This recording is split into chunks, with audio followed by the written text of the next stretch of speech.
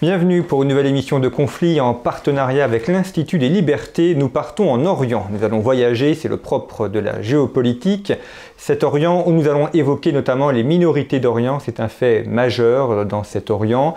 Deux invités cette semaine, Antoine Fleffel et Tigran Yegavian, que vous retrouvez notamment dans les colonnes de Conflit. Antoine Fleffel qui est docteur en philosophie et qui vient de fonder l'Institut des chrétiens d'Orient, qui a notamment comme objectif de former sur les minorités d'Orient, qui propose des cours. Et donc l'Institut qui a déjà ouvert mais qui va être officiellement lancé et donner ses formations en octobre. C'est un sujet effectivement très important, ces chrétiens d'Orient. Est-ce que vous pouvez nous présenter cet institut que vous lancez et la manière dont il va être organisé ?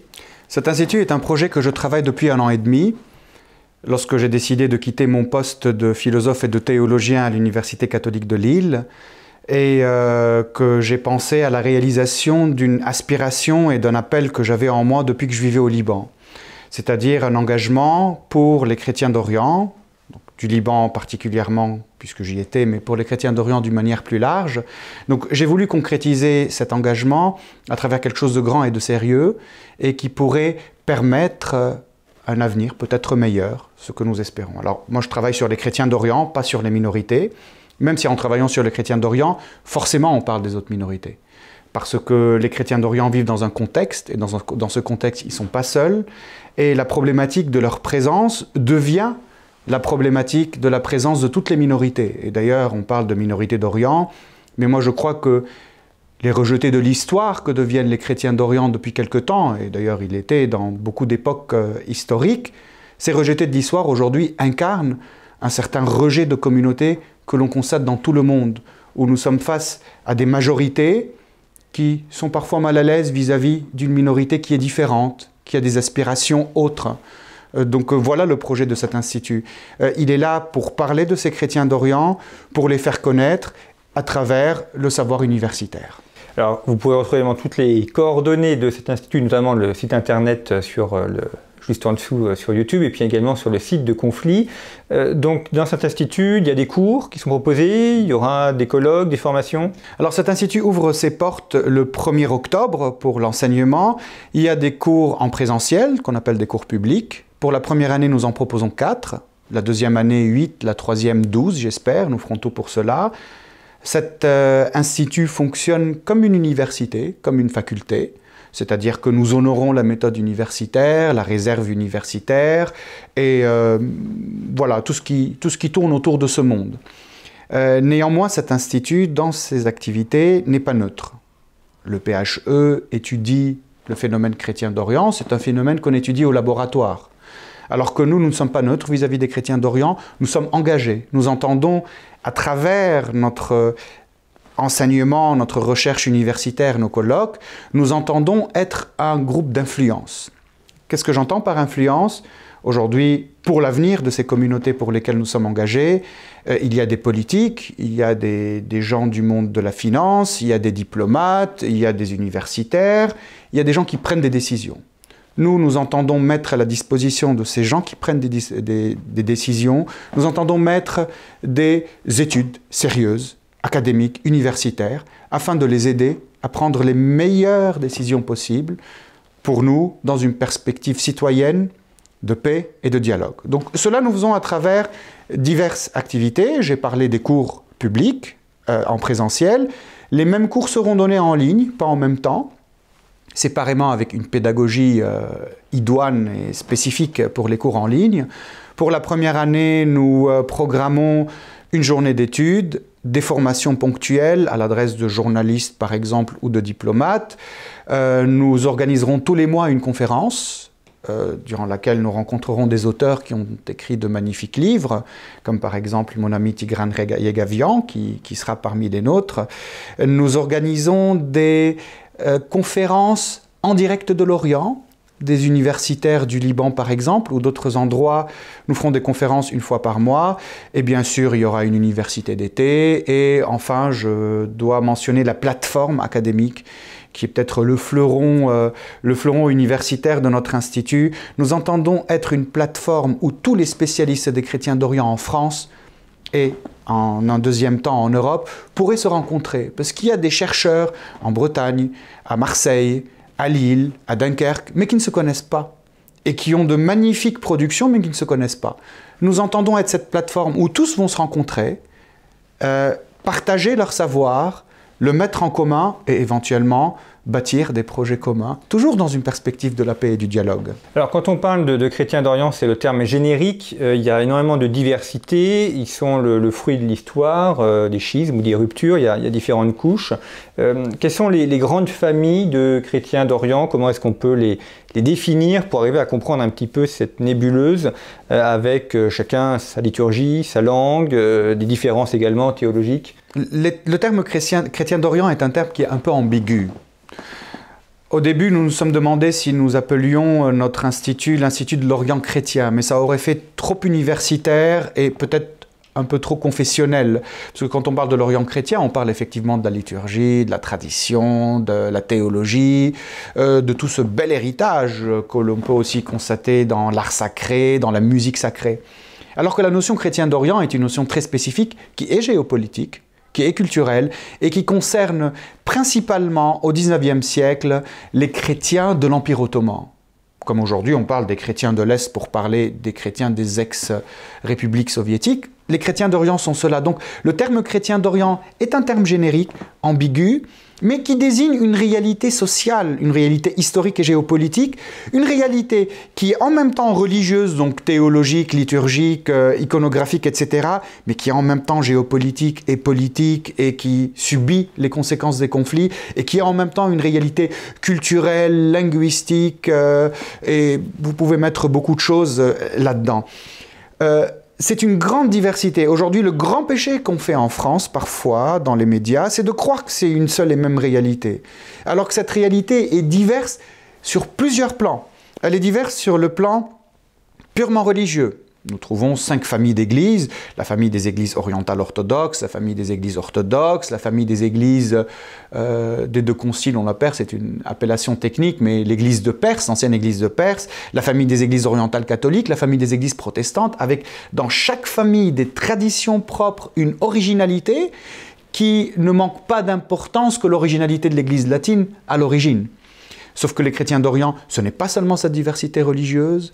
Les chrétiens d'Orient, c'est une diversité sociale. Ce n'est pas la même chose que d'être chrétien, par exemple, à la ville et à la montagne. Entre les chrétiens de Beyrouth et les chrétiens du nord du Liban, il y a une réalité différente. Entre les chrétiens de Gaza, la petite poignée qui reste, et les chrétiens de la Cisjordanie, il y a une différence. Entre les chrétiens en Syrie de l'Est et les chrétiens du littoral, il y a une différence, et notre ami Tigran en a beaucoup parlé avec maîtrise. Donc il y a une différence sociale. Mais il y a aussi une différence politique. Cette différence politique découle des pays où ils sont. Ce n'est pas la même chose que d'être chrétien d'Orient, du Liban, et de l'Égypte, et de l'Irak. Parce que ces chrétiens qui ont participé aux indépendances de leur pays ou au développement de leur pays ou qui ont subi les malheurs de leur pays, ces chrétiens ont des évolutions propres dans chaque pays. Et lorsque je parle d'une évolution propre, je suis en train de parler des courants intellectuels, des réflexions, des théologies, des fonctionnements de l'Église, du positionnement par rapport à ce pays. Donc le terme chrétien d'Orient est un terme extrêmement complexe qu'il faut prendre avec beaucoup de prudence. C'est un terme d'entrée. C'est le générique qui dit « il faut aller rentrer dans ce monde », mais une fois qu'on est dedans, il faut le mettre de côté. Il faut parler des chrétiens du Liban, de Syrie, de l'Égypte, etc. Je dirais aussi qu'il y a un devoir de pédagogie quand on parle de chrétiens d'Orient, qui sous-entend dans notre imaginaire un terme d'importation, comme si les chrétiens d'Orient seraient des résidus des croisés ou ne seraient pas forcément directement attachés à cette terre de l'Orient. Et là, il y a vraiment une nécessité de faire de la pédagogie pour, bien entendu, marquer cet ancrage chrétien qui étaient là, qui ont l'âge du Christ. Des églises, on parle d'églises qui ont l'âge du Christ, mais qui sont profondément enracinées dans leur terreau historique. On parle vraiment d'une population autochtone. C'est la population d'origine. Absolument. Quand on parle de l'Orient, vous avez évoqué l'Empire ottoman, les frontières de l'Orient sont assez mouvantes. Est-ce que ça comprend également les chrétiens qui sont en Inde et qui ont été évangélisés par l'apôtre Thomas ? C'est toute la question de ce générique des chrétiens d'Orient. Moi, je préfère, pour être strict dans ma terminologie académique, de dire que les chrétiens d'Orient, j'applique ça aux chrétiens du Proche-Orient.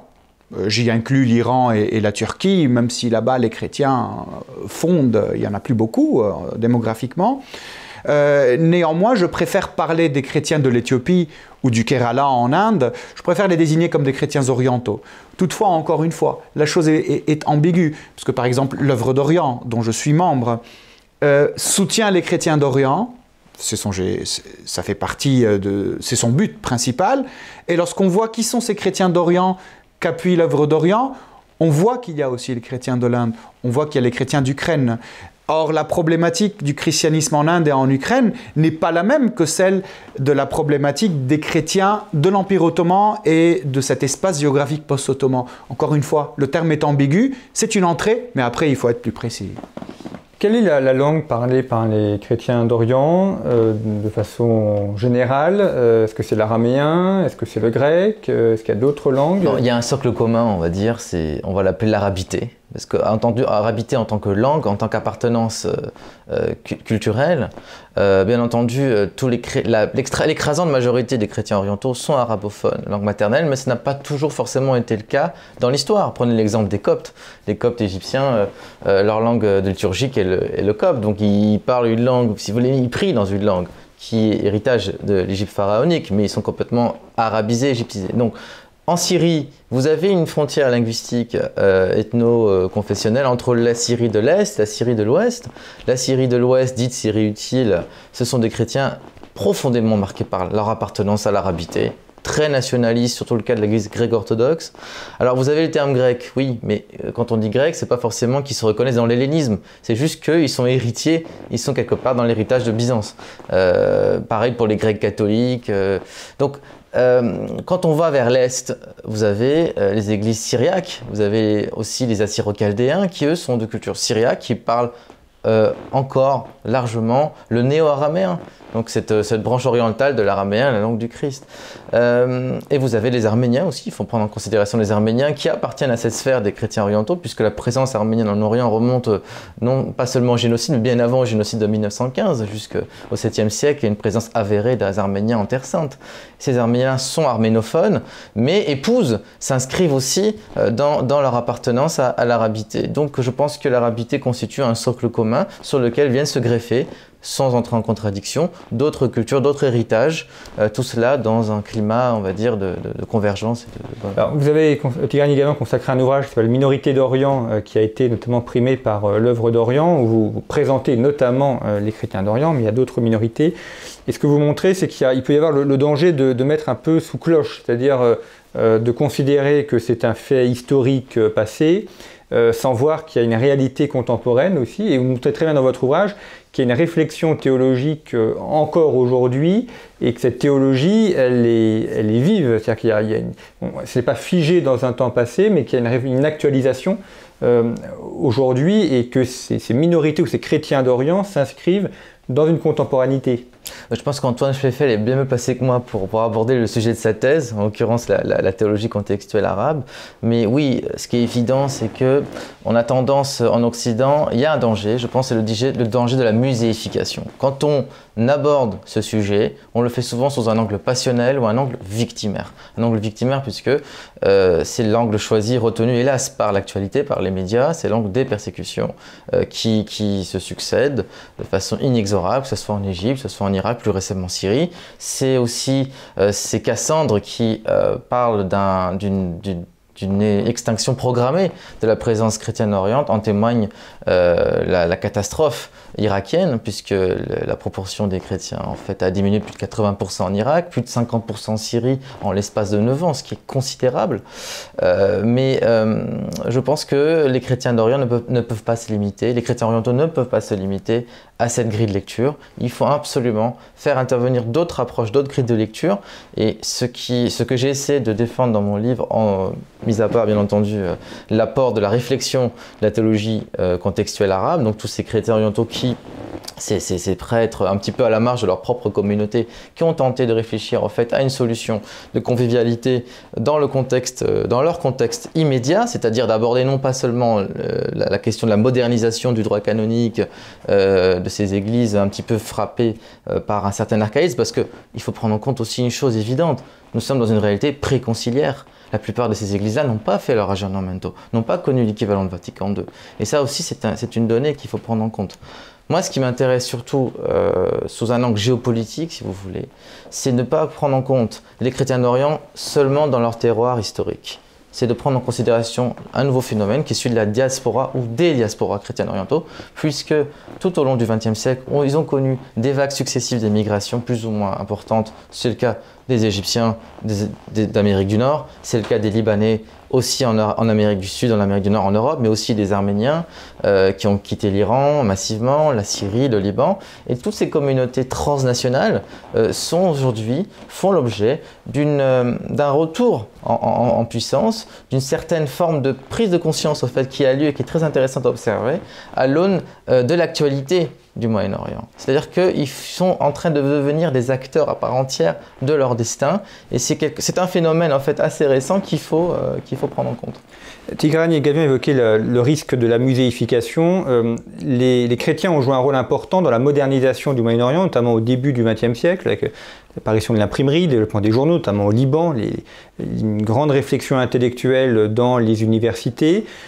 Aujourd'hui, alors il y a les guerres évidemment qui perturbent un petit peu la situation, mais est-ce qu'ils ont encore un rôle intellectuel majeur ou est-ce que ce sont uniquement des minorités qui vivent en groupe, qui essayent d'éviter les guerres ou les attaques sans participer de façon directe à la vie de leur pays?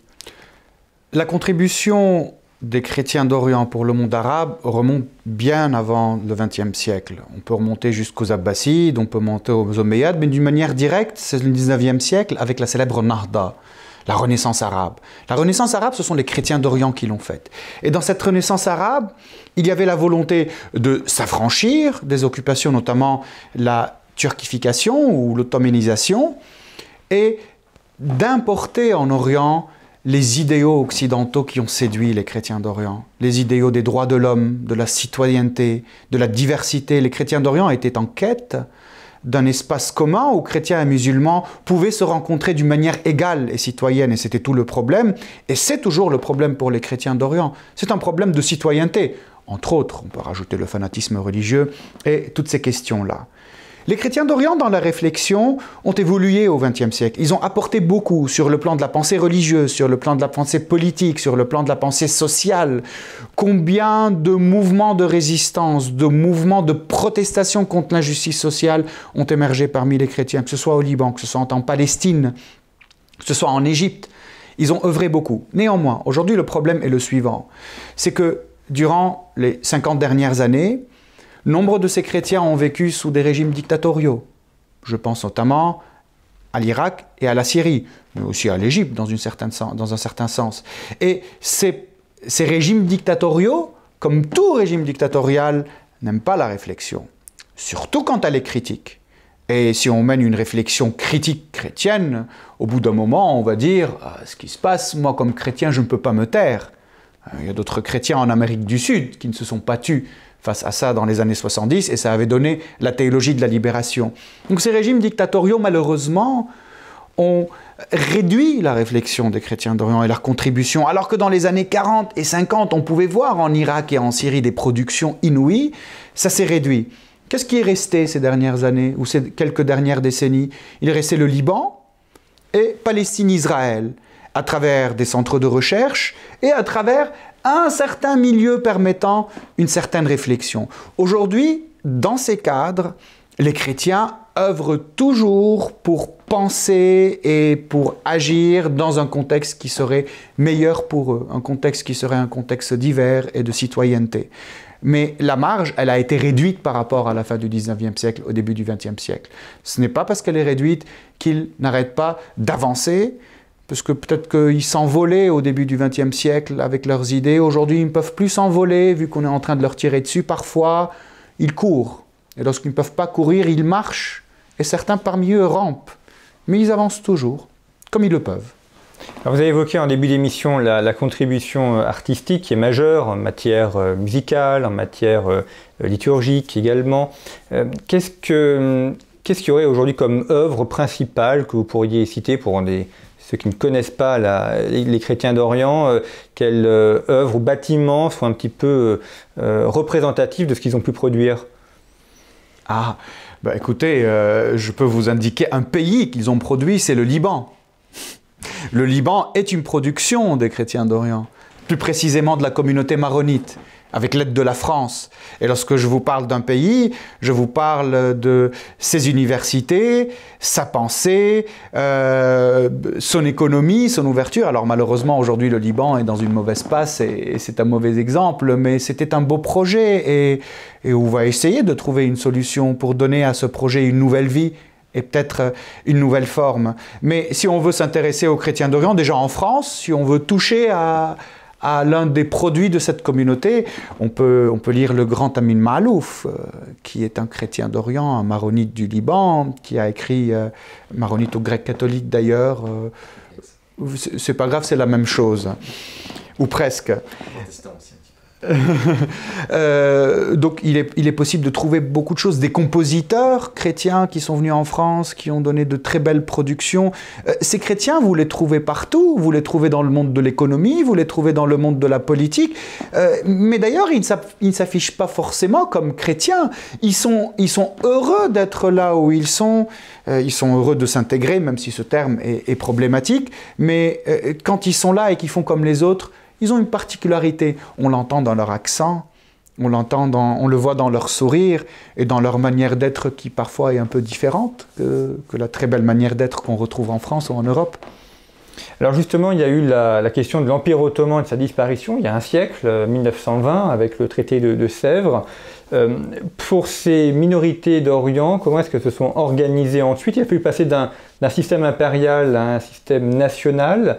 Est-ce qu'elles ont réussi à s'intégrer dans ces nations? Comment est-ce qu'on a pensé l'État-nation après la fin de l'Empire ottoman?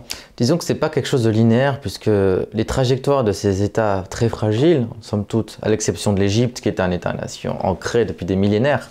L'Irak est une création récente, une création britannique, 1932. Le royaume d'Irak, en plus hachémite, était une famille qui venait du Hejaz, qui n'est pas du tout de la Mésopotamie. On pourra en dire de même pour la Syrie, même si la Syrie historique est une réalité bien ancrée. D'ailleurs, le géographe Fabrice Balanche ne parle pas d'État-nation, il parle d'État des territoires. Parce que il y a eu des tentatives de former un vrai récit national, mais comme l'a rappelé Antoine Fleifel, les régimes autoritaires ont paradoxalement, au nom d'une certaine laïcité ou d'un certain sécularisme, bloqué le processus de construction d'une citoyenneté inclusive. Je crois que le mot-clé, c'est vraiment le mot citoyenneté. Et que, quelque part, le confessionnalisme, qui est une donnée, qui est une réalité tout à fait palpable et qui existait déjà à divers degrés, a été quelque part est ressorti du boisseau. Donc le défi qui se pose aux chrétiens orientaux de Syrie, de Jordanie, de Turquie, qui connaissent des situations relativement similaires en termes de degré de citoyenneté, c'est vraiment ce pari de l'intégration et de la construction d'un nouveau vivre ensemble. Ce qu'on peut constater au Liban, en Syrie, en moindre mesure en Jordanie, en Égypte, par rapport au statut personnel, par rapport donc aux droits et aux devoirs, à l'héritage, toutes ces questions, au mariage, tout cela rappelle que nous vivons dans un système post-ottoman, un système qui s'inspire du millet ottoman. Je veux parler du système d'auto-administration des communautés non sunnites qui avait été mis en place à l'Empire ottoman, qui avait été institutionnalisé par divers règlements. Les Arméniens de l'Empire ottoman avaient leur propre constitution, entre guillemets, avec leur propre parlement, leur statut personnel, leurs propres organes, leurs propres tribunaux. Tout cela est encore palpable au Liban, à toute proportion gardée. Vous avez au Liban encore l'impossibilité de vous marier avec une personne qui n'est pas de votre communauté sans passer par votre église. Si vous voulez vous marier avec quelqu'un qui n'est pas de votre communauté, vous devez aller à Chypre. Tout cela aussi rappelle que les chrétiens orientaux d'Égypte, de Syrie, du Liban, aussi de Jordanie, donc sont d'une part, et ça a été dit dans cette émission, tiraillés, écartelés entre l'enclume autoritaire et le marteau islamiste, mais ils ont aussi un front à mener en interne. Et ce front à mener doit se faire aussi contre l'archaïsme, un certain archaïsme ou un certain conservatisme de leur clergé qui, bon gré mal gré et par la force des choses, est devenu le seul interlocuteur, le seul représentant de ces communautés auprès des pouvoirs publics. Ce qui est pour moi, à mon sens, est dangereux. On le voit surtout en Égypte, comme en l'Égypte, qui est quand même le phare du monde arabe, Umm ad-Dunya. L'Égypte a rétrogradé de puissance, on va dire, culturelle. La société civile chrétienne, copte, égyptienne, qui a construit l'Égypte moderne, qui a participé à la construction du nationalisme égyptien, notamment via le parti Wafd, qui est le parti indépendantiste historique. La société civile chrétienne égyptienne a considérablement reculé du fait de la mainmise du clergé sur l'espace public. Et ça, pour moi, ça constitue aussi un défi majeur qu'il faut prendre en considération. On a évoqué en début d'émission la question de la langue arabe, qui n'est pas que la langue de l'islam, mais qui est aussi la langue d'une partie de ces chrétiens. Les chrétiens d'Orient ont contribué aussi à rénover la langue arabe au début du XXe siècle en la modernisant, en apportant davantage de vocabulaire, en créant aussi une littérature. Donc l'arabe est aussi la langue du christianisme. L'arabe a été réformé au XIXe siècle durant la Nahda que je suis en train d'évoquer. Certes, il y avait de grands noms musulmans qui ont contribué à cela, mais ce sont principalement les chrétiens qui ont rénové la langue arabe. Parce qu'on s'est retrouvé à la moitié du XIXe siècle avec une langue qui est incapable d'exprimer le monde moderne, car toujours inscrite surtout dans le texte coranique ou dans le giron islamique. Néanmoins, il y a des informations très importantes qu'il faut savoir. C'est que la langue arabe est une langue chrétienne avant d'être une langue musulmane, parce qu'elle était parlée par les Arabes chrétiens, les tribus, avant l'arrivée de l'islam. L'islam a certes donné, le Coran a donné à la langue arabe ses lettres de noblesse, c'est le plus bel écrit probablement en langue arabe, néanmoins il existait avant. Et les chrétiens se sont tellement inculturés dans le monde arabe que dès l'arrivée de l'islam, avec le fait que l'arabe soit devenu la langue de l'Empire, ils ont créé un arabe chrétien. Et qu'est-ce que l'arabe chrétien? C'est-à-dire que quand ces chrétiens se sont dit la majorité parle arabe maintenant, il faut que nous parlions arabe, et en parlant arabe, il faut exprimer notre foi et nos dogmes, ils ont été face à des apories. Parce que les dogmes chrétiens furent formulés en langue grecque, au concile œcuménique, Nicée-Constantinople, Éphèse ou Chalcédoine, et tout d'un coup, on doit l'exprimer dans un langage sémitique, arabe, qui ne connaît pas l'abstraction. Ils ont inventé une langue arabe chrétienne, et ils n'ont eu de cesse de le faire, à telle enseigne qu'aujourd'hui, l'on peut deviner le parler arabe de certains dans le monde arabe en disant lui il est chrétien, parce que c'est ce que disait Tigran tout à l'heure. Cette langue arabe parlée par la quasi-majorité des chrétiens, et entre eux aussi les Arméniens et les Assyriens, ils le parlent parce qu'ils doivent échanger avec leur contexte. C'est un arabe qui est porteur des autres traditions antérieures, la tradition arménienne, la tradition syriaque, la tradition chaldéenne, la tradition copte, la tradition hellène. Tout ça est porté. Et c'est ce qui fait que la langue arabe, à l'encontre de ce qu'on peut s'imaginer en Occident, la langue des islamistes, etc., est une langue très riche, qui peut être un vecteur d'universalité et de citoyenneté. C'est ce que les chrétiens ont souhaité faire à la moitié du XIXe siècle en initiant cette Nahda. Quelle est l'origine de la langue arabe, son origine historique? C'est une langue sémitique, hein. C'est une langue cousine de l'hébreu et du syriaque. Et d'ailleurs, l'écriture arabe doit beaucoup à la langue syriaque dans la forme de ses lettres. On a parlé rapidement, Antoine a évoqué en fait l'apport des chrétiens dans la construction d'un discours panarabiste, nationaliste arabe. Vous avez des figures remarquables, enfin très marquantes comme Michel Aflaq, cofondateur du parti Baas, qui est mort en Irak. Notamment beaucoup de chrétiens qui ont servi la cause palestinienne dans ses rangs les plus radicaux. Mais ce que certains historiens originaires de la région s'inquiètent, c'est aussi ce déni qu'ont eu ces chrétiens à force de vouloir s'intégrer à fond dans l'arabité, quitte à nier leur propre héritage. Et là, je pense qu'on touche là un vrai problème, puisqu'on est dans une ère post-idéologique, presque nihiliste, hein, avec Daesh, mais il y a tout intérêt à reconquérir cet héritage, tenant compte que l'arabe ne vient pas de rien. C'est l'arabité se construit par différentes strates successives. C'est-à-dire qu'il y a une négation aussi, une non-conscience que, en fait, le Moyen-Orient d'aujourd'hui n'est pas né en 622 avec l'Hégire. Il existait bien avant avec la civilisation syriaque. Et les Syriaques ont joué un rôle de passeurs, parce qu'ils ont traduit la pensée grecque en arabe, ils l'ont arabisé en quelque sorte, ils ont apporté une contribution majeure pour la construction de ces empires. Et donc il y a tout intérêt, tout lieu de reconquérir, de retrouver ce patrimoine qui est en somme un patrimoine universel et qui n'est pas simplement un objet d'anthropologique ou de muséification. Donc je crois qu'un des paris qui doit aussi, une des questions qui doit être posée au jour d'aujourd'hui, c'est comment réintégrer ces héritages, toutes ces strates tombées dans l'oubli et qui sont constitutives de l'Orient arabe tel que nous Il faut déconstruire les idéologies, mais d'ailleurs l'un des termes qui montre le plus la relation entre ce monde syriaque et le monde arabe, c'est le mot Coran, Qur'an. Le mot Coran n'est pas un mot arabe, c'est un mot syriaque. C'est Qur'iono en syriaque. Et le Qur'iono, c'est un livre liturgique qui était utilisé par l'église syriaque de l'Arabie, dans lequel on trouvait les lectures quotidiennes et les prières.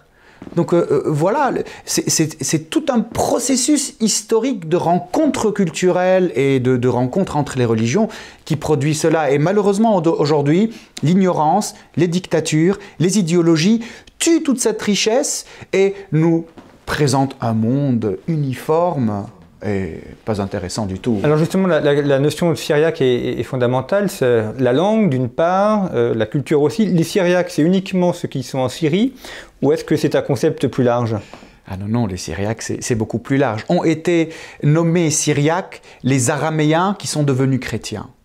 Et c'est surtout dans la ville de Nizib, une ville historique pour les chrétiens, que la langue syriaque est née. La langue syriaque qui au début était un dialecte araméen et puis qui ensuite s'est constituée en langue qui a deux branches majeures, une branche orientale et une autre occidentale. C'est le Tigre, le Tigre ou l'Euphrate d'ailleurs. L'Euphrate, la frontière naturelle. C'est l'Euphrate qui est la frontière entre les deux.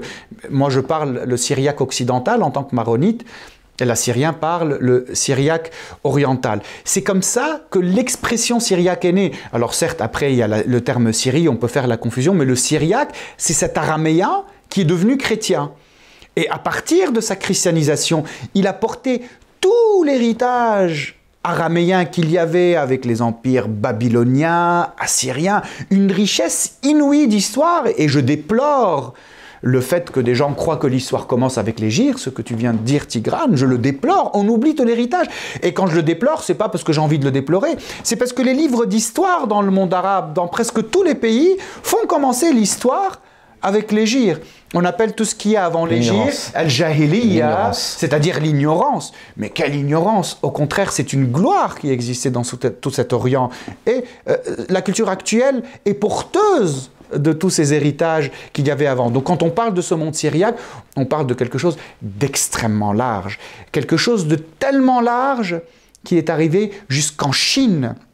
L'église de Perse, c'est-à-dire l'église de l'Orient, c'est son nom, qui est une église, ou l'église nestorienne, qui est une église syriaque orientale, est arrivée jusqu'en Inde, est arrivée jusqu'en Chine. Et on a trouvé des inscriptions jusqu'en Chine. Il y avait des dizaines de millions de croyants à une époque. L'église syriaque était plus étendue au XIIe siècle que l'église latine. Voilà, c'est le monde syriaque. La mère de Genghis Khan, d'ailleurs, était elle-même historienne. Tout à fait. Et on a, effectivement, on l'a dit, l'apôtre de saint Thomas a probablement été jusqu'en Inde et est mort, et au moins a été jusqu'en Chine. Et on a retrouvé récemment, donc il y a quelques années, des traces archéologiques. La stèle. Les stèles qui datent des premiers siècles du christianisme et qui ont été retrouvées en Chine. Donc ça montre une présence des chrétiens très loin, jusqu'en Extrême-Orient.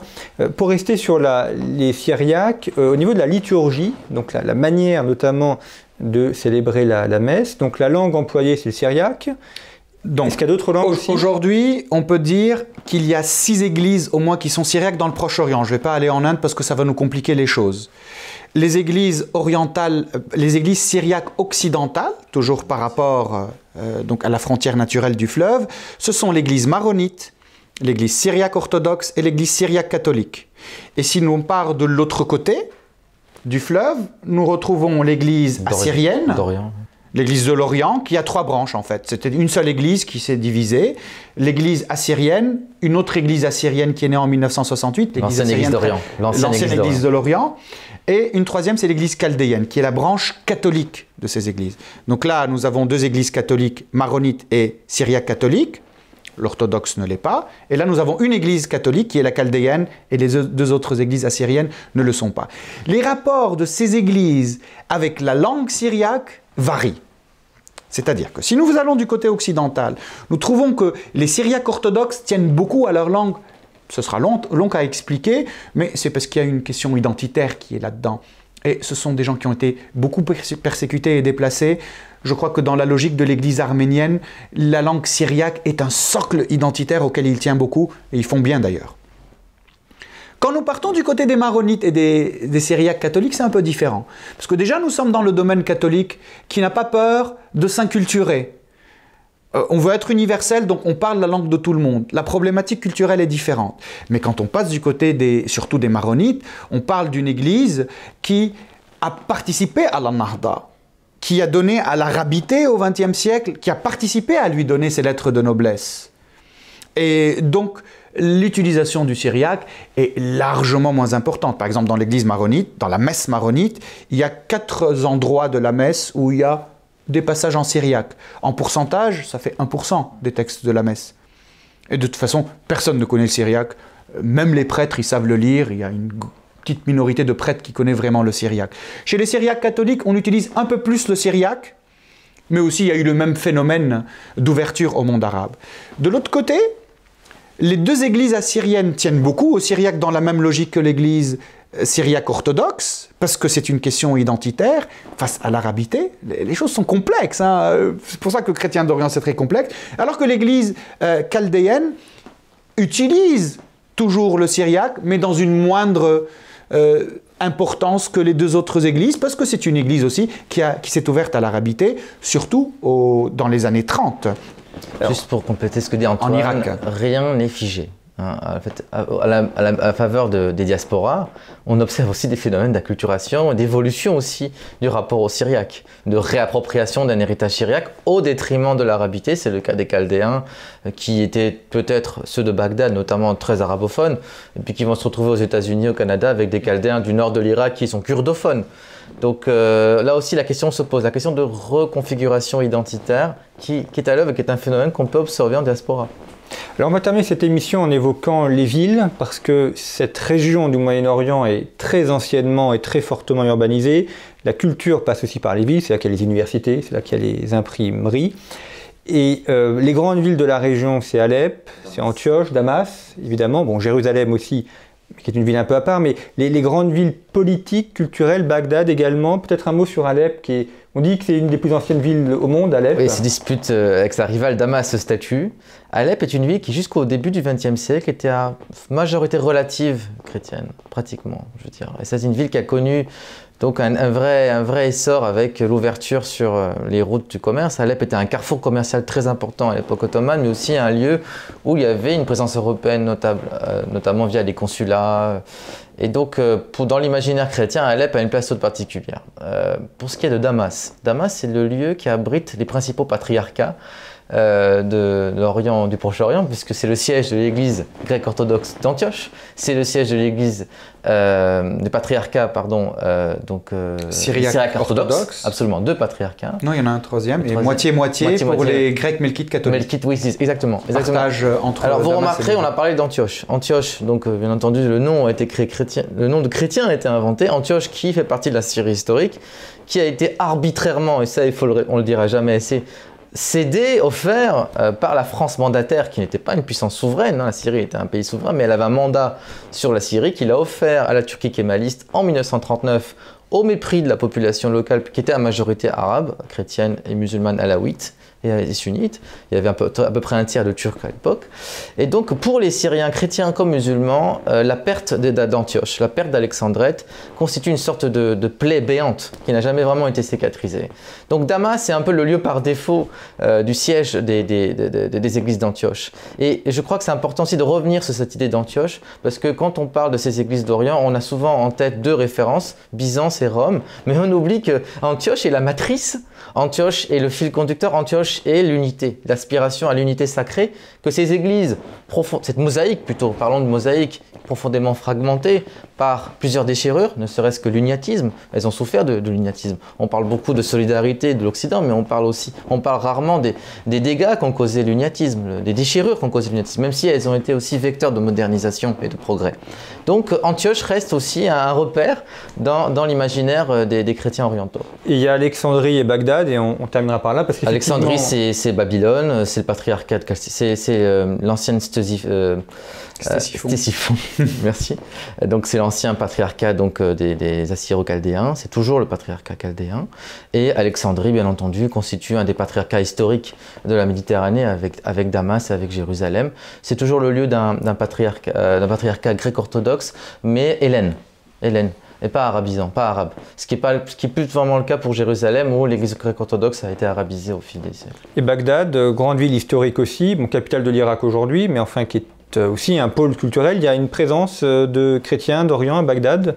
Oui, bien sûr, il y a les chrétiens chaldéens, mais il y a plusieurs communautés. Mais malheureusement, leur présence est largement moins importante maintenant, grâce à la sainte démocratie de George Bush et puis à l'État que Dieu a voulu.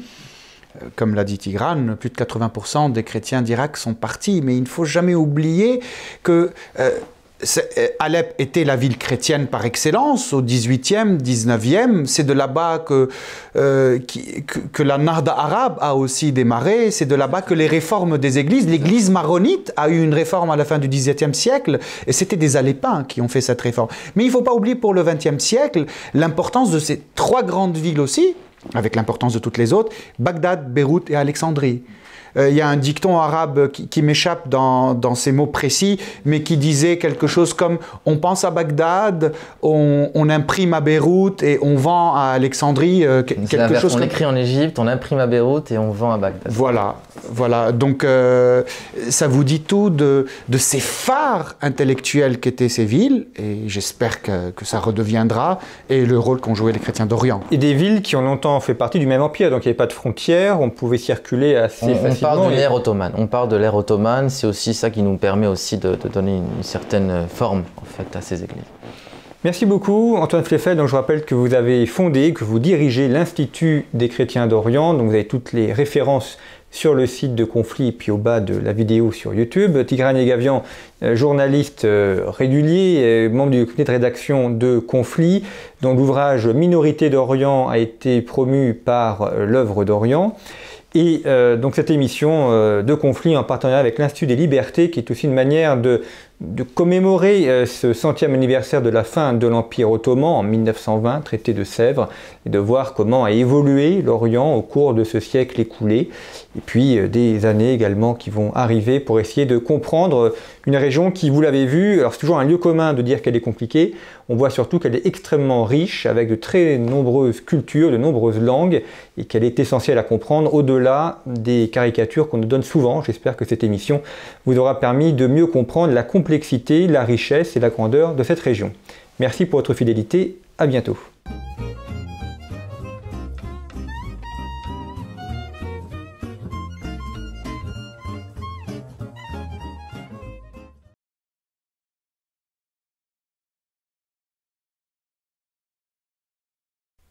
C'est le continent de l'espérance et des révolutions. Communisme et écologisme, dictature militaire et populisme. L'Amérique latine est un laboratoire politique pour l'Occident. Mais c'est aussi une terre à la culture riche, littérature variée et foisonnante, mégapole concentrée et étendue, variété des paysages et des occupations agricoles. L'Amérique latine est à la fois le miroir de l'Occident et une terre à part. Le continent propose aujourd'hui un nouveau modèle que nous explorons dans ce numéro en faisant appel aux meilleurs spécialistes. Hervé Théry, Michel Faure, Daniel Dory, Pablo Ortúzar. Ce dossier explore les identités et les constructions sociales du continent hispanique. Vous retrouverez aussi un entretien avec Charles Personnaz sur la géopolitique du patrimoine et une analyse de Bernard Lugan sur la désintégration du Burkina Faso. Nous revenons également sur l'épidémie du coronavirus, Ingrid Riocreux avec une analyse de son traitement médiatique, Pascal Salin sur les conséquences économiques et Laurent Gaillard sur la victoire des GAFAM. Frédéric Ponce nous présente le drôle de match entre Trump et Biden. Iriex Denis nous propose une étude sur le conservatisme en Hongrie. Et Tigran Negavian sur le rôle clé de la Jordanie au Moyen-Orient. Il y a beaucoup d'autres choses à découvrir dans ce numéro de Conflit. Chemin de France, la chronique de Pascal Gauchon, une relecture d'Alain Perfit et un voyage en compagnie d'Élie Denoy de Saint-Marc. Conflit, de l'Amérique latine à l'Amérique du Nord, l'émergence d'un modèle, à retrouver en kiosque et sur notre site internet.